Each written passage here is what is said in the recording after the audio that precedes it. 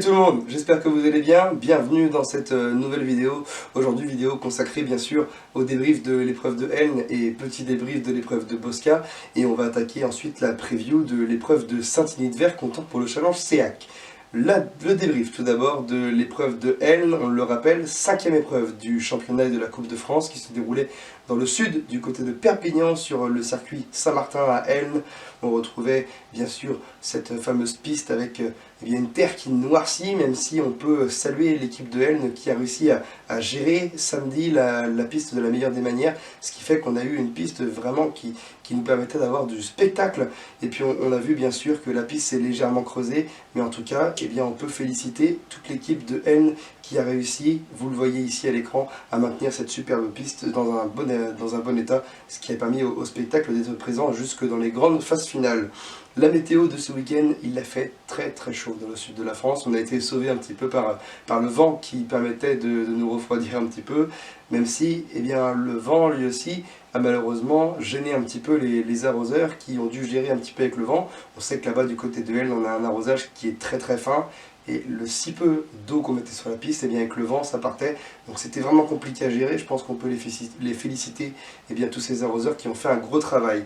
200 pilotes étaient engagés ce week-end sur le circuit de Saint-Martin à Helne, avec quelques petites dominations, coups d'éclat et coups de théâtre pour ce week-end. Tout d'abord les dominations et les coups d'éclat avec Quentin Dutheil, le pilote girondin, le pilote MMS qui signe sa première victoire et son premier podium de la saison 2023. Lui aussi sort d'une période un petit peu compliquée, comme Ethan Pépujol, le pilote de Béziers et son châssis MV Racing qui lui aussi vient signer son premier podium et vient se remettre un petit coup au moral. On retrouve également, là aussi c'est un coup d'éclat, c'est Mathis Pedèche, le pilote MV Racing, pilote pensionnaire du challenge Corac, qui vient terminer 5e de cette épreuve de Coupe de France, parmi les meilleurs pilotes. Mathis qu'on retrouvera ce week-end du côté d'Albas. Hugo Mezel également retrouve le chemin des podiums, le pilote normand au volant du châssis GR-Tech. Lui aussi avait vécu un début de saison complètement catastrophique et ça y est, il est en train de revenir et on a vu du gros rythme du côté de Helne ce week-end. Sébastien Mercier a été vraiment impressionnant. Le pilote de Tulle, le pilote de la Peugeot 208 nous a fait un dépassement incroyable sur Julien Isnard lors de la finale. Je pense que vous avez tous vu la vidéo. Si vous n'étiez pas devant le live, la vidéo est tournée sur les réseaux sociaux. Et là, dépassement complètement incroyable. Des petits coups d'éclat également du côté féminin avec les filles des challenges qui étaient présentes ce week-end sur le circuit de Helne, avec notamment Valentine Melleux, la pilote de Mazan, qui a là aussi fait forte impression en signant des bons résultats tout au long de ce week-end. Mallory Canadel a été vraiment, je pense, la révélation de ce week-end sur le circuit Saint-Martin. Mallory qu'on a vu même en train d'attaquer en première manche qualificative. La pilote du châssis Stinger a été vraiment exceptionnelle. Et puis Morgane Barafoulon, là aussi on la connaît, pilote extrêmement rapide, qui a vraiment là aussi montré qu'il faudrait compter sur elle sur les épreuves du championnat, même si elle ne réalise pas l'intégralité du championnat de France.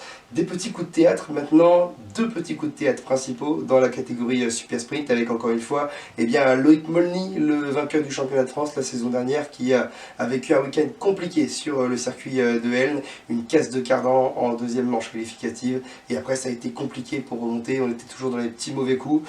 Et puis Nicolas Langendry, lui aussi 17e à l'issue de cette épreuve du championnat de France.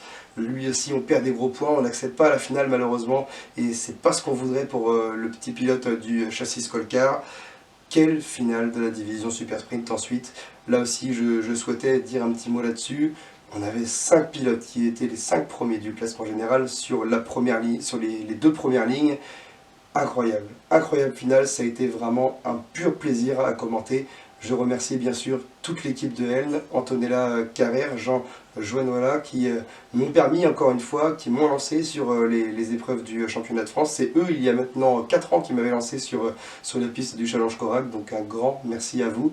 Un merci également à Patrick Moreau et Julien Gentilhomme qui m'ont accompagné et qui m'ont accueilli ce week-end en leur sein pour commenter avec eux cette épreuve du championnat. Patrick Moreau, bien sûr, ancien speaker officiel de l'OFAC, et puis Julien Le Gentilhomme, speaker officiel de l'OFAC. Donc merci à vous deux de m'avoir accueilli, et puis merci également à l'OFAC de m'avoir permis de commenter cette épreuve du championnat de France. Les 4 questions qui s'affichent sous vos yeux.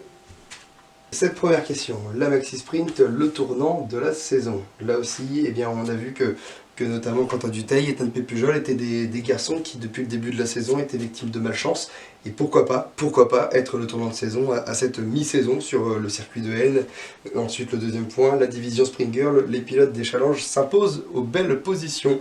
Et oui, on le disait, on le rappelait, avec ces trois pilotes que j'ai cités, Valentine Melleux, Mallory Canadel et Morgane Barra-Foulon, notamment, qui ont, eh bien, encore une fois, montré qu'il faudrait compter sur elles. Et puis, je pensais également, bien sûr, à Ilona Beck, il y a 2 semaines, du côté de Steinbourg, là aussi pilote du SEAC, eh bien, qui avait montré que les pilotes des challenges avaient pleinement leur place parmi les meilleurs pilote du championnat. Le troisième petit point, Sébastien Mercier, le dépassement de l'année. Là, ça sera plutôt à vous d'en disposer. En tout cas, je pense qu'on a vu un grand dépassement de la part de Sébastien Mercier. Et ensuite, la division Super Sprint, la finale de l'année. Là aussi, c'est extrêmement rare d'avoir une finale Super Sprint avec autant de déplacements aux avant-postes. On a eu 3 leaders différents pendant la finale. Incroyable finale, des extérieurs qui passaient un petit peu partout avec Johan Gilloin, avec Olivier Barré qui a réussi à remporter la finale malgré une casse du pivot arrière, finale complètement incroyable. Dites-moi ce que vous en pensez dans les commentaires, je lirai bien sûr vos avis avec grande attention. Voilà donc, après avoir vu les 4 questions que je vous propose après cette épreuve de L, les podiums directement qui s'affichent sous vos yeux avec Quentin Dutheil qui remporte la division Maxi Sprint devant Thomas Castagnotto et Ethan Pépujol, la Tourisme Cup remportée par Johan Kless devant Jérôme Tessanier et Laurent Martin. On retrouve en Sprint Girl Mendy Oley qui remporte cette épreuve devant Chloé Leroy et Véronique Dufour, la pilote Speedcar. La Buckel Cup remportée une nouvelle fois par Geoffrey Calmette devant Dimitri Vergely et David Drouin. La division Junior Sprint avec Gary Ferret devant Rémi Guénaud et Hugo Mezel, la meilleure féminine Carla Martin. La Maxi Tourisme remportée par Sébastien Mercier devant Julien Isnard et Yvan Vosnia. La Buggy 1600 Maxime Brosseau, Simon Rivière et Adrien Brognara. La Super Sprint Olivier Barré, Johan Gilloin, Nathan Grassi. Et la division Super Buggy Dany Évêque qui remporte devant Guillaume Moreton et Axel Teignier. On rappelle également bien sûr que le championnat d'Europe posait ses valises du côté de Bosca en Lettonie le week-end dernier avec quelques bons résultats français. La deuxième position en junior buggy pour Malone Feuillade, la deuxième place également en buggy 1600 pour le pilote propulsion Damien Crépeau et la victoire en super buggy pour Vincent Mercier, le pilote JVDC. La 8e position en Super Buggy pour Robert Teuil et la 4e position en Buggy 1600 pour Thomas Christol. Voilà donc les résultats de cette épreuve européenne en ce qui concerne les phases finales. Le programme du week-end qui s'affiche sous vos yeux avec 3 rendez-vous. Le 3e round du Challenge Corac tout d'abord avec le circuit d'Albaz qui va accueillir cette épreuve. Saint-Igny-de-Vert accueillera la 2e épreuve du Challenge SEAC et la 3e épreuve du championnat d'Europe d'autocross en Lituanie du côté de Vilkitchiai. Saint-Igny-de-Vert donc qui accueille cette 2e épreuve du Challenge SEAC où je me rendrai pour la 3e fois consécutive. On retrouvera un total d'environ 80 véhicules d'autocross et d'environ 145-150 véhicules de sprint car. Je dis environ parce que j'ai fait mes calculs par rapport aux listes provisoires, soit un total d'environ 220-225 pilotes engagés ce week-end sur le circuit de Saint-Igny. La meilleure pole position de 2022 qui s'affiche sous vos yeux, les meilleures poles bien sûr, avec les meilleures poles en division autocross, avec Olivier Dufour en division Super Buggy en 39-122 et en division Sprint Car, la meilleure pole avait été entre les mains du châssis Kamoto de Julien Ravier en division Super Sprint en 41-171.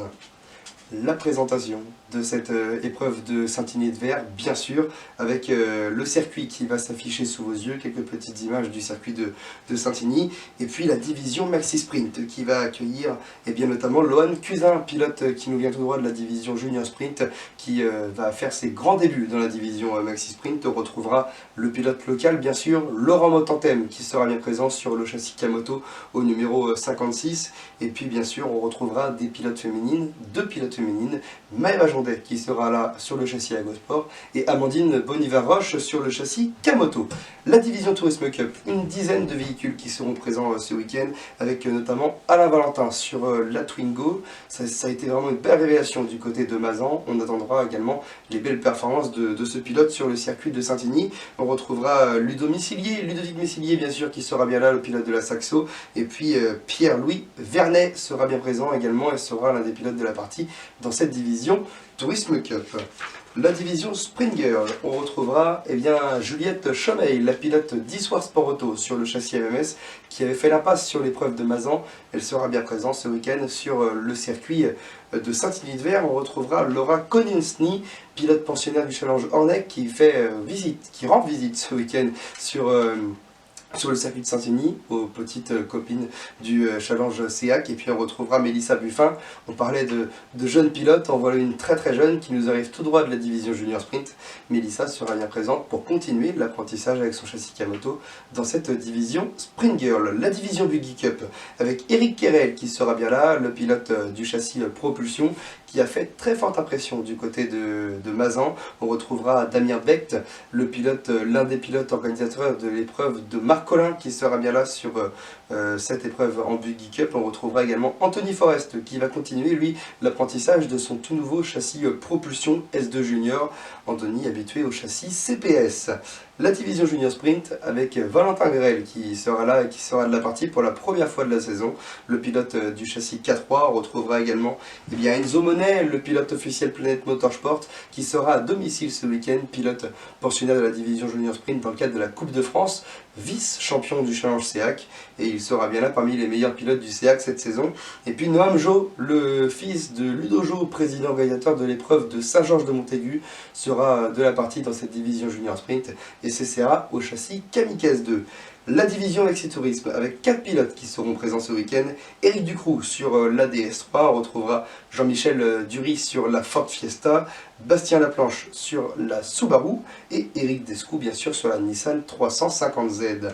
La Buggy 1600, là aussi avec de belles machines qui nous sont présentées cette saison, avec Cédric Vernet et ce châssis Peters flambant neuf. On retrouvera Nicolas Sibert et là aussi un châssis Peters, et Dylan Nettet sera bien présent pour assurer le spectacle. Dylan, là aussi pilote extrêmement généreux, extrêmement spectaculaire.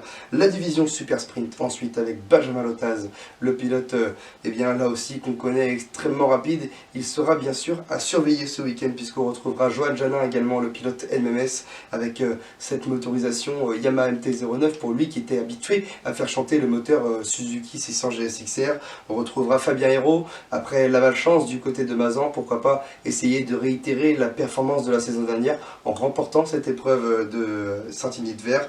On retrouvera Julien Wamel, pilote du Challenge Hornet avec son châssis EJ2C qui sera présent ce week-end. Et puis Valentin Comte, 3e du championnat d'Europe du côté de Zilo avec le châssis Willows, sera bien présent également pour continuer l'apprentissage et le développement de ce châssis breton sur le circuit de Saint-Igny. Là aussi, repérage avant l'épreuve européenne qui se déroulera là-bas à la mi-septembre. Vision Super Buggy ensuite avec Florian Julliard et son châssis Jumbo qui est là aussi ultra impressionnant. On le surveillera bien sûr ce week-end. Jérôme Kurt et son superbe châssis AJC sera de la partie également, et Alexandre Marion sur le châssis SBX A2MG sera bien présent. Alex Marion qui avait fait sensation, c'était l'année dernière du côté de Mazan, parmi les meilleurs pilotes du championnat de France de cette division Super Buggy. Voilà donc, mesdames et messieurs, rendez-vous ce week-end à Saint-Igny-de-Vert, du côté de Lyon, à une petite heure de Lyon bien sûr, pour la deuxième épreuve, comptant pour le championnat du Challenge SEAC. Rendez-vous là-bas dès vendredi soir, portez-vous bien, rendez-vous dans le paddock de Saint-Igny, salut!